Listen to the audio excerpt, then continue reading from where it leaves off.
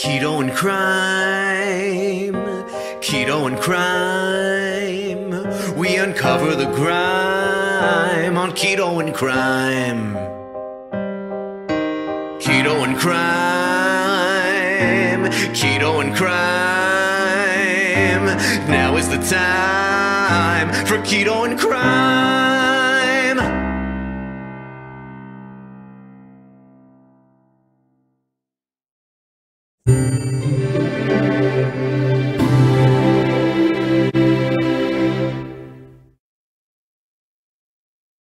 Hey everyone, welcome to Keto and Crime. Being that it's Thanksgiving weekend, I thought I would pause, and since I've been covering heavily the Kyle Rittenhouse trial and the Ahmaud Arbery trial, as well as some classic trials. I thought we'd pause for Thanksgiving weekend and have a little fun.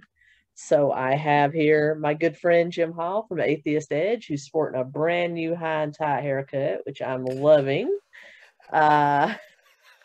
This is days old, Tracy. You got to see it when it's really high and tight. Look at all that shag. That's shag. That's out of regs.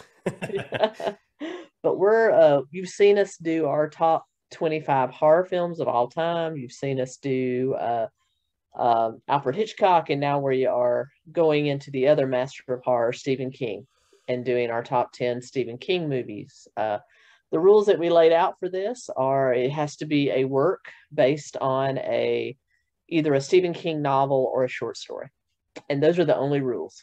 Anything is fair game. It can be a movie, it can be TV series, it can be TV miniseries, just as long as it's based on the Stephen King work. And what are some of the things you love about Stephen King, Jim? Well, he touches on my bugaboos. I think I got 3 bugaboos. The main one, that's the one that Stephen King loves to do, he's a master of, is eerie, something non-threatening, but he does it in a way that's eerie. And it usually takes the form of a little girl or 2 little girls, sometimes in sleeping attire, or like a nightgown, or sometimes a little dress or something. And they're like in a hallway, or they're somewhere they're not supposed to, and they're passing through and you just catch a glimpse of them. Well, I'm going to give it away. I think The Shining's on my list. So yeah, that in the hallway, just little singing, la, la, la, la, that gets me. And then faces, usually, like if it's nighttime, and you're in a well-lit room, you're looking out the window and it's complete blackness and there's a face in the window. That's another one of my bugaboos. I don't know. I don't think that applies to Stephen King, but like the little girl trope, and he knows a lot of his stuff is really, you'll see a theme running through mine where some of my favorite Stephen King movie TV adaptations from novels are ones that make the protagonist question his own sanity and question reality. So there's going to be a huge theme of that running through. That's one of the great things about, whereas Alfred Hitchcock, he was psychological, but it was usually with the audience where he was being psychological. It's like the characters always kind of knew what was going on, except for maybe Norman Bates. That was the only like real foray into mental illness that we saw. But Stephen King takes like mental illness, delusion, and just brings it at you, puts it into its physical manifest. And I think that's what's most interesting to me. Also, he's just very creative and morbid, and has created these. I read an interview with him where someone asked him where he got the inspiration for, his macabre writings. He says, "I have the scariest answer for you of all, because everybody was expecting he had this traumatic event." He said, "Absolutely nothing. It's just what I'm into." And I think that's the scariest part of all. Yeah, it would be more comforting if something traumatic had happened to him. Like Edgar Allan Poe, he was beset with of course he could write that kind of shit. Yes. Yeah. He had mental illness. He had drug addiction. He married his 13-year-old cousin. He had a horrible life. Yeah. But Stephen King said, "Nope, just what I'm into." Jesus. All right, Tracy, I got a few provisos at the right off the top. First, before we went live, I was trying to think. See, there wasn't a TV show or movie made about it, but like an honorable mention, I will just throw out there. It's called Survivor Type. It comes from a collection of short stories called Skeleton Crew, and it's about a surgeon. I think he's marooned on a desert island. I think it was a ship that sunk, or he was trying to smuggle a whole bunch of heroin somewhere. So it's just him and basic supplies and all this heroin on this deserted island. And he starts starving to death. And he's a surgeon, so he knows how to amputate, and he knows how to get high on the heroin so it doesn't hurt as bad. So he uses his own body parts to live off of. And well, I'm going to give it away. By the time he either gets found or before he dies or is found, I forget how it ends, but he's only got one arm. And so one arm's gone, his legs are gone. I mean, everything that could, ears, eyeballs, everything that could be taken and eaten, he ate. Wow. I have not yet had the pleasure of that one. I'm going to have to check that out. That's what I love about doing these with you. I think I'm like fully vetted on all Alfred Hitchcock or all. And then you always bring something to the table I haven't seen before. That's why I love doing these with you. Well, I know you're a much bigger connoisseur of Stephen King, and my top 10 list is going to be really basic in the true sense of the word compared to yours. But you know, mine's pretty basic. You're going to be surprised to see some pretty basic white girl Stephen King on here because it's my favorite. But there's one or two obscure ones, but really not what you'd think. No, I haven't read a whole lot of Stephen King. I'm more of a connoisseur of the movies than the books. I've read it, and I've read a couple of the novellas, and I've read some of the short stories, but I've by no means read the majority of his novels. I was forced to read 𝐻𝐿𝐻 in Spanish. It was part of language training in the military. And the book itself didn't really give me nightmares, but being forced to read that in Spanish and then dreaming in Spanish, that kind of caused nightmares. But no, that's not on my list. And I think 𝐻𝐿𝐻 is not on my list, even though it is one of my favorites. And I did get to meet Dee Wallace at a con, and she is like sweet, just one of the all-time sweetest girl. She remembers me every time I go to a con because I've had so many pictures taken with her.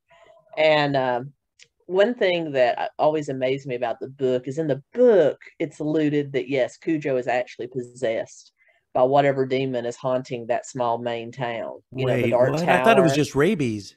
No, rabies, they adapted it in the book, in the movie for rabies, but in the book, they alluded to it could possibly be demon possession. Oh, so, shit. Yeah, that's the only difference between, but they adapted it for rabies in the movie.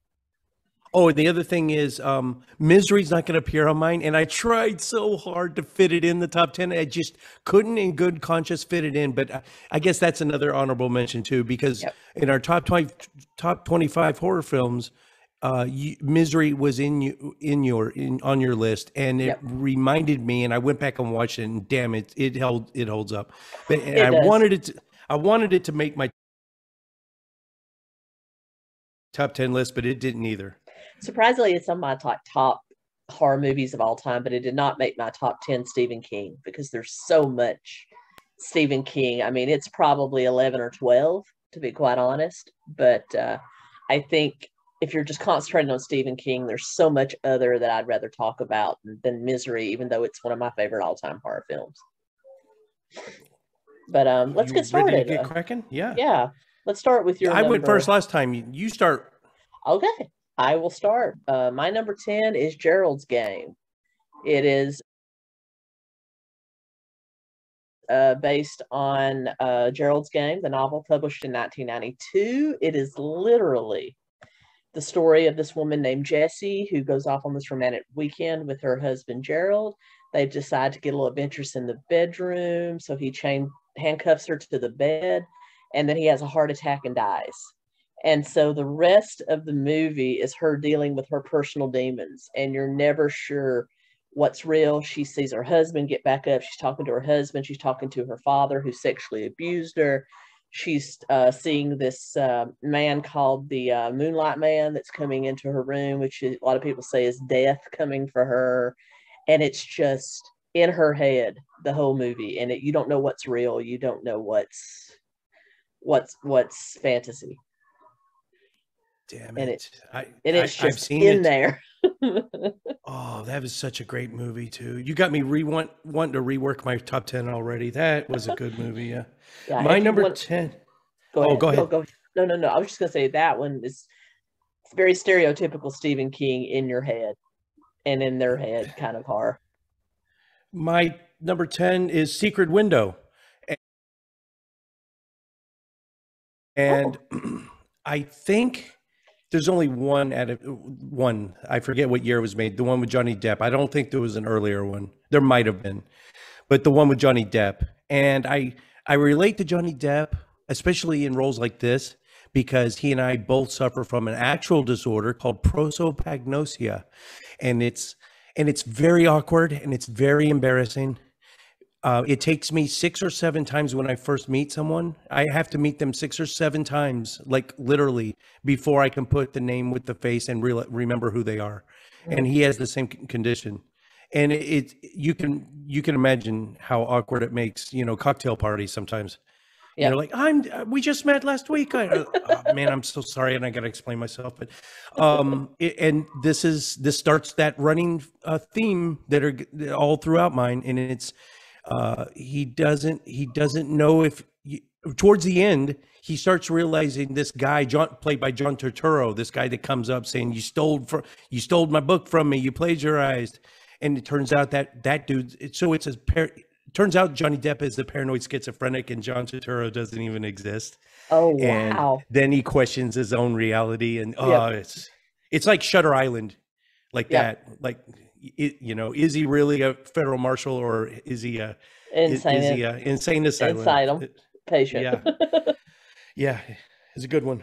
Okay, my number 9 and number 8 are very, very closely linked. You can probably guess by what my number 9 is, what my number 8 is. But number 9 for me is Dr. Sleep.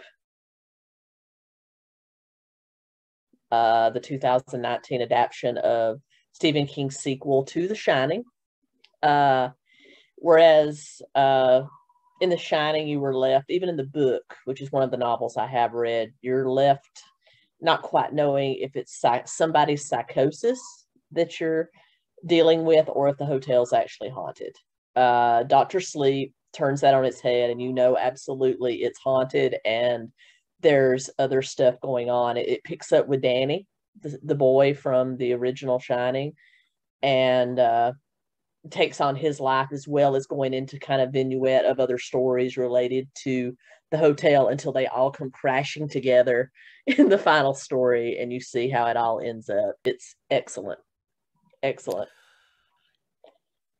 And when you threw out in our last episodes the top 25 horror films, and you threw out that huge fan theory that's gaining traction about how it's the wife's imagination. Mary's going insane.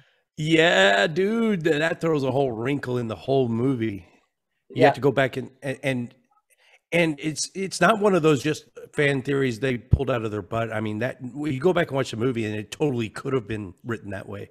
The way that it's written, it's like when you see like furniture, how like and the guy said it, Stanley Kubrick. You didn't know if Kubrick was intentionally removing stuff from the background or putting it in so that there was no consistency for that reason, or whether it was just a simple mistake, like the chair wasn't there but then it's there. So you have to watch what's in the background to see whose head it's in. And if you look at it that way, it really does make sense. This is the wife going insane and not the guy. Yeah. Oh, that was your 9, so my 9, right? Oh, Cat's Eye. It was it's a movie in 3 parts, and the cat, when one part ends, the cat is always in it, but the cat moves to another part of the city and a new story picks up. So it's 3 stories, but it's this cat moving in between all the movies. And the very first of the 3 part, the first part of the movie is Quitters Incorporated. And a guy he wants to quit smoking, and he goes to this, like, it's off the books, off the radar place. And they like, you'll quit smoking if you go with us. And their methods. Yeah. Yes. It's basically, they run it mafia style. Like, you sign your life away. We will make you quit smoking by And any you won't means. gain weight either. That's what I was going to say. A lot of people that, oh, I remember that movie, but they forget the ending. So they resort to some, I mean, they shock his family members in a cage. I Why? mean, they whatever it takes to get him to quit smoking. And they're always watching, even when he thinks no one's watching. There's watching. people watching him. But at the end, he finally quit smoking, but he gained a little weight. But then he just jokes with the guys. He's like, well, they tell him, you need to lose this weight now. And he's like, what are you going to do? Cut my wife's finger off? And they look up at him. And then it pans, it cuts to a dinner scene where he's lost all his weight. And his wife holds up the glass for a toast, and there's a bandage where her pinky was. So they don't fuck around, man. No, and actually, that was my number 9. That movie, actually, the first 2 stories, Quitters Inc. and The Ledge, with Robert Hayes from Airplane, where this guy, he's having an affair with this mafia guy's wife, and he has to cross this go around this ledge, and the guy's trying to knock him off. But those were from a book, Stephen King's Night Shift. Short story book. Now, the third movie inside Cat's Eye, the one that's actually the cat is the focus, that was made just for the movie. Stephen King didn't actually, he wrote that for the movie. He didn't actually ever put that into a book. Oh, the guy that's going to commit suicide, he's going to jump? That was The Ledge. That's The Ledge. No, but the last one with the little troll and the cat. The troll, that's right. Stephen King wrote that specifically for the movie. That had never appeared in one of his actual books. He wrote that just for the movie. And Drew Barrymore plays not only the little girl in that one, but she's also in Quitters Inc. She's also the daughter. They just have her in really thick glasses, so you can't really tell it's her. But she's also is one of the most underrated actors, even at that age. She was. Yep. And Firestarter didn't make my list, but it totally could have, just based on her acting alone. Great movie. For a libertarian like me, Firestarter is just textbook why I don't trust the freaking government. I can see that, yeah. Okay. My number 8 is The Shining. And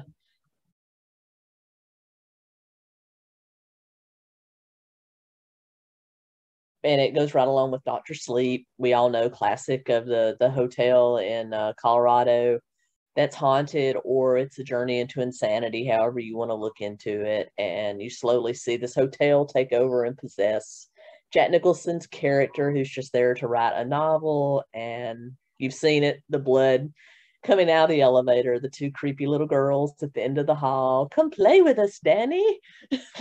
that big Stephen King trope. Just when you said that, it made my balls go up inside me a little bit. That really gets me. I don't know why. Number 8. So Stephen King wrote. They did 14 miniseries based on his books and his short stories.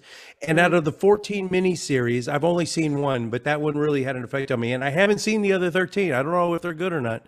But The Stand. I think it starts off slow and you don't know what to expect, but then you realize it's possession, demons and angels battle the world. This is, and a plague, which is really spooky to watch that during COVID. Right, but exactly, and that's what I was going to say. The outbreak type movies. Try to think of a movie prior to The Stand, or it's TV miniseries. Try to think of anything prior to The Stand where it was a major outbreak that kills off 99% of the population. I'm sure there are some, but did this start that genre? I think so. It was 1994 when the original, and the 1994 version is my favorite because it's got so many great stars in it. It's Molly Ringwald, Kathy Bates, that's the one. Rob Lowe. I mean, but movies like I Am Legend, Mad Max, Death Race 2000, even The Walking Dead. And then you throw in the whole demonic angels and demons. I mean, it seems like it spawned this, apocalyptic nightmare scenario based on an outbreak or some sort of war, and a small percentage of the population has to survive somehow. Yeah, a small percentage of the population. And then you have like the most haunting scene from that miniseries is Kathy Bates, who is the kooky conspiracy theorist, libertarian radio show host. And she knows the truth, and she's the only one telling it. And then she's on the air when the government just comes in and shoots her dead on air because she's trying to tell the people what's going on, and if they're covering it up. And it's just so much. And who was the old black woman on the rocking chair? Was she? Oh God. She's actually a young actress, but they made her up to look old. Oh, okay. But she was like a sayer. I mean, that knew why the raven had come and why the demon was there, and she was trying to warn everybody. But only if it's so fitting that see her. Yeah. It's so fitting that the Rocky Mountains was the divide. Anything west of that was the habitat of the evil people, and then everything east was the good. And you didn't realize that it was building up to this angels versus demons kind of thing. And then Satan lives in Las Vegas. My number 8, it was also in my top 10 movies just because I love it so much. And it's like I've met most of the people that starred in it except Linda Hamilton, and that's Children of the Corn, 1981. Also based on a movie at a short story of 1978's Night Shift. If you're going to read one of his short story books, read Night Shift from 1978. It's Children of the Corn, which the movie does not end anything like the short story. The short story has a much scarier ending. It's a very dark king ending. The Sci-Fi Channel made a remake of it in 2007, I believe, that was exactly adapted from the short story. That's actually much more accurate to the short story. But it and all the stuff from Cat's Eye, except the final story, including and Lawnmower Man, were all in that one book. So if you're going to read short story, read Night Shift. Children of the Corn is my number 7, so I'll just jump straight into that. I knew we were going to overlap a couple times. We have a couple of times. My channel is Atheist Edge. It's all religion, and there's a reason why that's my channel, is because I'm drawn to, even though I totally think it's bullshit, I'm drawn to cults and weird beliefs and demonic possession and stuff like that. And so that's why I built my channel, because it basically, people that firmly believe that's true, they fascinate me, and I want to get inside their head. Just like true crime novels. That's why you started your show, Yeah. And so something like Children of the Corn. Yeah, cults are a major focus of my channel too. And the behavior shown by those kids has happened in real life many times over. People have been murdered and committed willful suicide and stuff over cults. So it's not so far out of the aspect of reality. It can really happen. You're looking at the real psychopathy and the pathology of that type of, like, a cult, and I'm looking at what makes them believe that crazy shit. But it does overlap. So a movie like this, I'm definitely automatically going to be drawn to it. And Malachi, of course, and South Park, and they do all these parodies about it, but go back and watch it. It still kind of holds. It still holds up. Yeah. I'm going to say it again later on in the show, but I would like to see a remake of this one. And I don't say that very often. I don't like remakes, but I think this one deserves a remake. Yeah, I think beyond what Sci-Fi Network did, which was very good made for television movie, but I think it deserves a big budget reboot. I really do. Yep. That was my number 7. Okay, my number, well, that was your number 7. So my next. Oh, shoot. Your number 7 was. No, 1, 2, I mean, not 10. 9. Uh-oh, I think we messed up. 7 was the Children of the Corn for me. So your number 7 was. Oh, your 8 yeah. was. My how 8 did you? was, Okay, we got all out of order here. Okay, so my number 10 was Gerald's so Game. you Number started. 9. Yep. What was your 10? My 10 was Gerald's Game. Mine was Secret Window. Then your 9. Dr. Sleep. And then Cat's Eye for me. And then your 8. Shining. And then Stand for me. And then your 7. 7 was Children of the Corn. And my 7 is Children of the Corn. Well, that we matched that's up. why. That's why we got confused. Oh, that's crazy. Okay, so now you're 6. 6 for me. This is going to be the silliest one on my list, but it's 1986's Maximum Overdrive.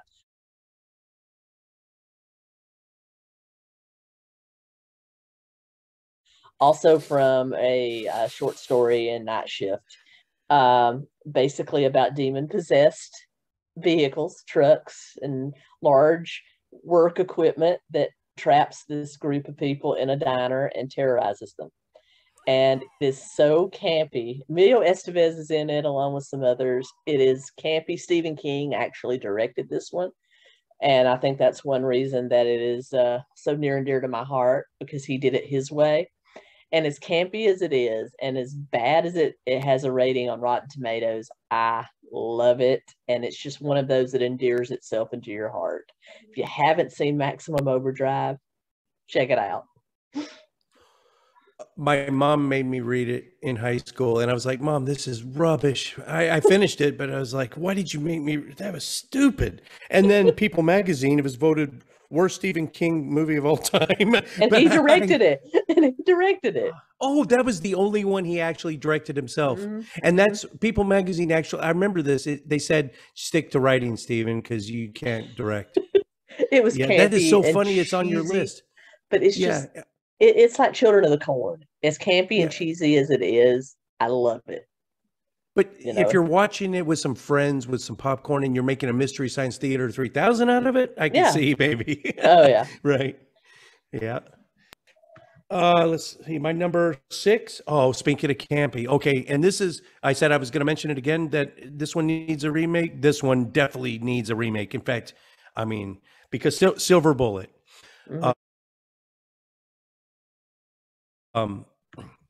It doesn't hold up really, but the idea is so great. If they remade it, they could totally. And there's a twist in it where they don't know who is the werewolf, and then the little boy in the wheelchair has got all the fireworks, and one of the rockets hits the werewolf in the eye, and then the next day, the reverend, the pastor that everyone trusts, he's got a patch over his eye, and so the kid is trying to explain to the rest of the town the reverend is the werewolf. And so it's kind of a twist, and you know me, I'm a sucker for twists, but they could rework that and throw a new wrinkle in it if they remade it, like throw something in there that people who have seen the first one, throw a new wrinkle in, because man, I am a sucker for, Sixth Sense was my number 1 on that top 25, and for a reason. Anything with a big twist to make you just go, oh shit, that gets me. Yeah, Silver Bullet is not one that I've seen a lot. But it's definitely worth a rewatch in my opinion. My number 5 is the only non-horror Stephen King that you will see on my list, and it's just because it's so wonderful, and that's Stand By Me. From the 1986 novella of the same called The Body.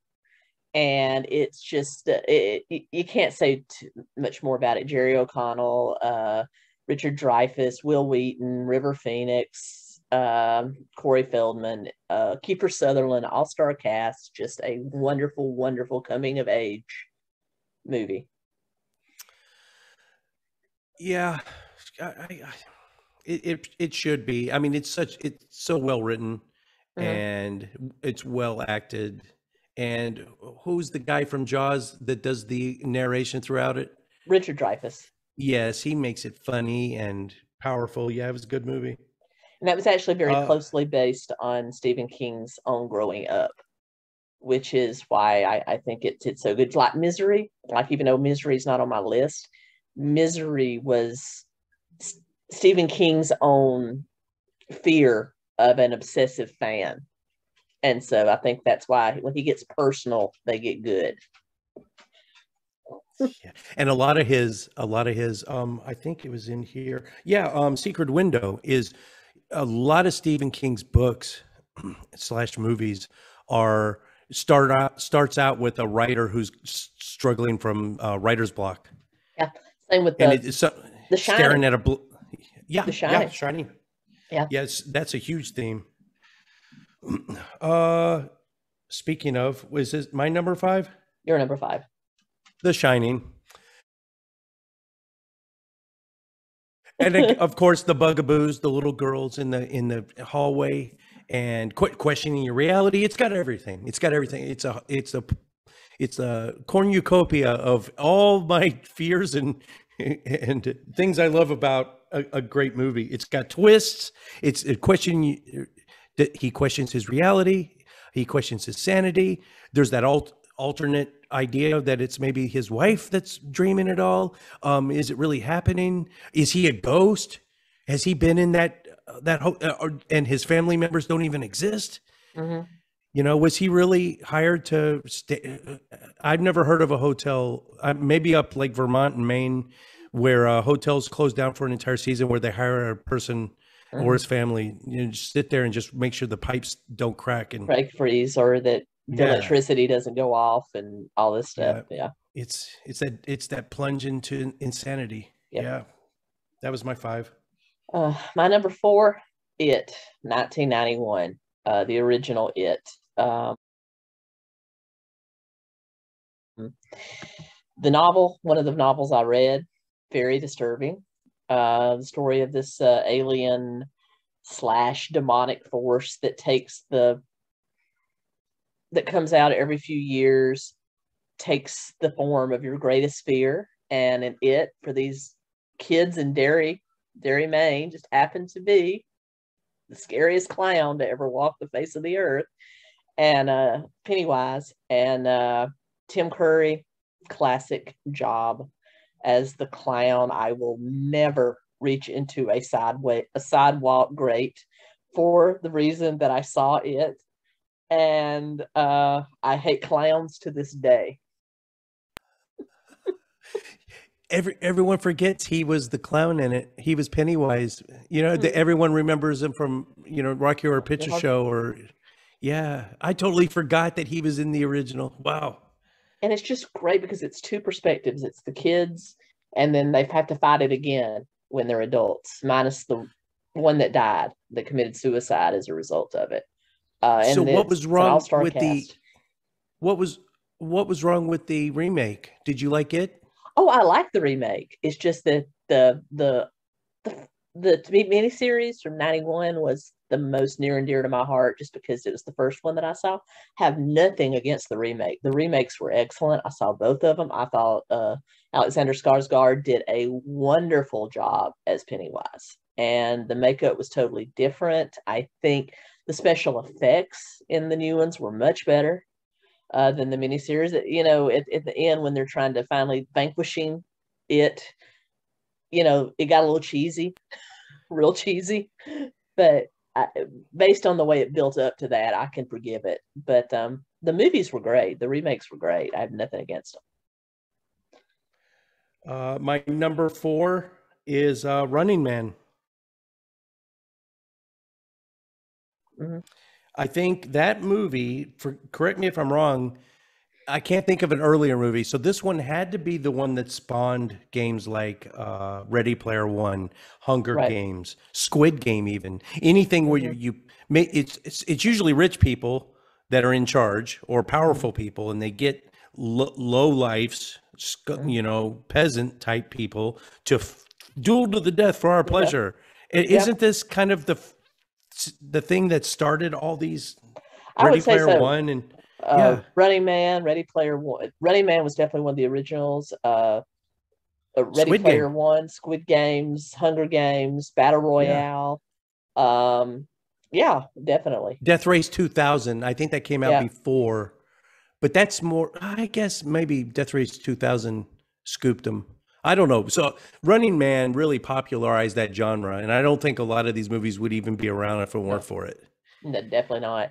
You can fight over who, whether Battle Royale or Hunger Games was Susan Collins' Hunger Games was the first, but I say now Stephen King originated the whole idea. So my number 3 is Carrie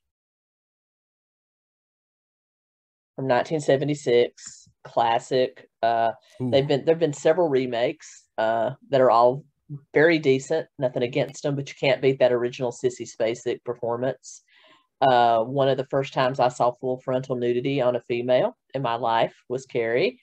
And it just, John Travolta, Sissy Spacek, God, who played the mother? I can't remember who played her mother, but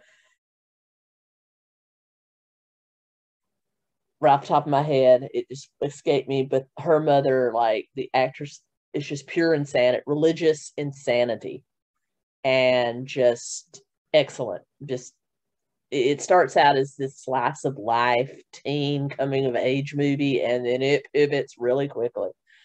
And it's awesome. We are overlapping way too much, Tracy. I'll have more to say about that movie later. Spoiler. My number 3, Salem's Lot.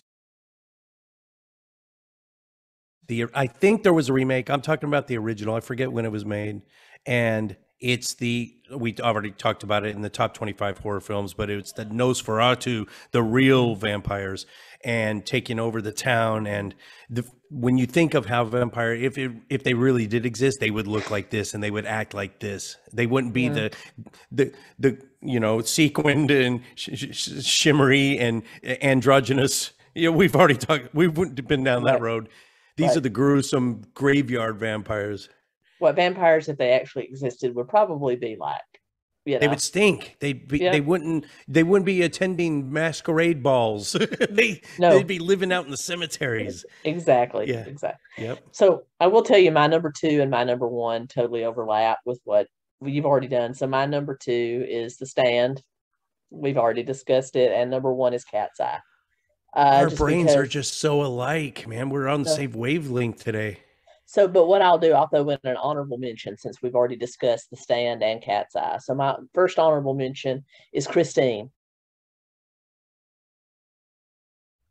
Also, another vehicle possessed kind of movie. This time it's a classic muscle car gets possessed and starts killing people that try to drive it, and it's awesome. The movie adaptation of it was quite good.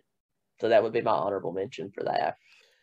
My number 2 is Carrie. You've already said pretty much everything. My other notes on it is that I think I identify it because I was bullied heavily in high school.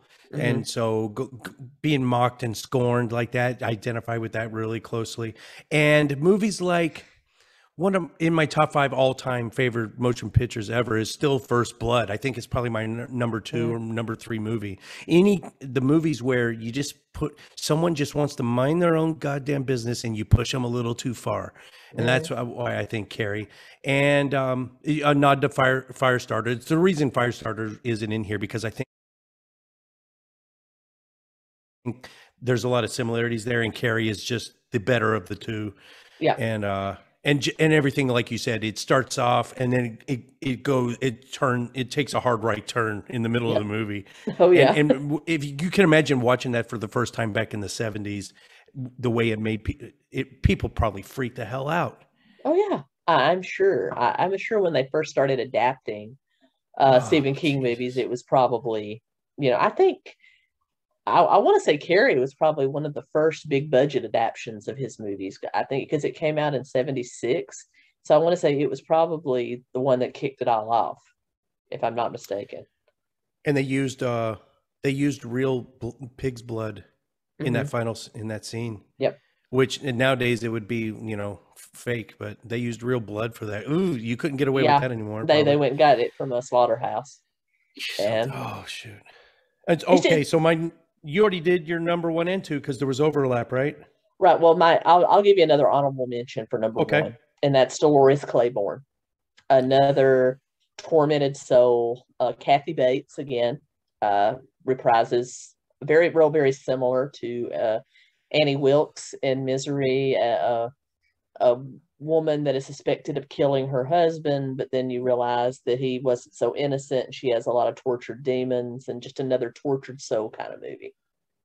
So viewers, if you're wondering why there's a lot of overlap, it's because these are good movies to go back and rewatch. There's so much overlap, and that reinforces the need to go and maybe check them out again. I knew we would, but not this much. This is crazy. My number one is, I think it was the same as, no, it was my number two in the top 25 horror. It's John Cusack, Room 1408. Based on the novel 1408.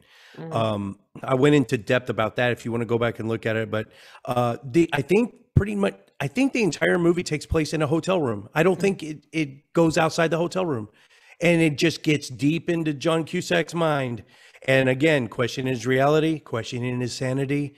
And he's a reporter that he goes there to investigate what's all the what's all this about room 1408? Is it really haunted? So he checks himself into that room, and the entire movie takes place there. And it's fucking, you just got to go see it. Yeah.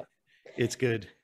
And one more honorable mention, not because I think it's great, because it's so bad, it's worth a watch. The novel was excellent, but the miniseries was god awful, and that's The Langoliers. The premise of anybody that was, that this airplane flies through this split in the time-space continuum, and anybody that was awake and conscious disappears forever, and then only the people that were asleep or otherwise incapacitated remain, and then just their battle to deal with their new reality.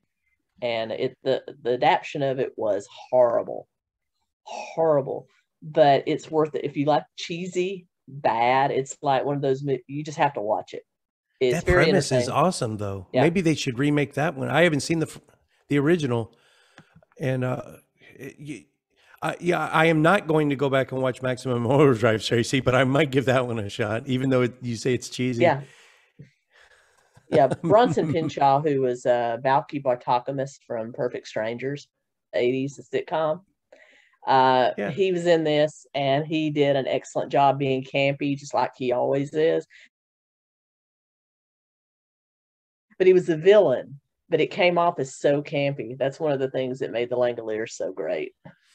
What was he in where he was the face of the detective agency, but he was a moron, and the woman was the actual detective and she played his secretary? It was an old 70s series where he was this suave debonair, he got all the clients in and he acted like he was the investigator, but it was really her doing all the work. I forget. He was in that too. No, wow. I'll check that out. Yeah. I'll check that out. Oh, well, that's our top 10. That's our top 10. I hope we mentioned something that you hadn't seen. Not very many obscure ones, because when a Stephen King adaptation is good, and it's great, and when it's bad, it's really bad. Oh, I've got some other things to say about Room 1408. So we talked about questioning reality and sanity, but it really follows those lines of other movies that I'm really fond of. The Matrix, 12 Monkeys, Shutter Island, 13th Floor, Fractured. That's the one where the guy checks his wife and kid into the hospital, and then he falls asleep, he wakes up, and he checks on them, and they're like, we have no record that they were ever admitted. And it turns out at the end, he had killed them on a bridge. And so remember that? And he showed up. Oh, yeah. That'll get inside you. And the fact that the Room 1408 has 4 director's endings, so there's 4 possible endings to that movie. Wow. Yeah. That's one of the ones I can safely say I have not seen, but I will go check that out. Yeah, you got to jump on that one. All right, Jim. It has been a pleasure. As always. We'll do this again real soon. And Sounds until next time, everyone, have a great rest of your holiday weekend. Keto and Krime out.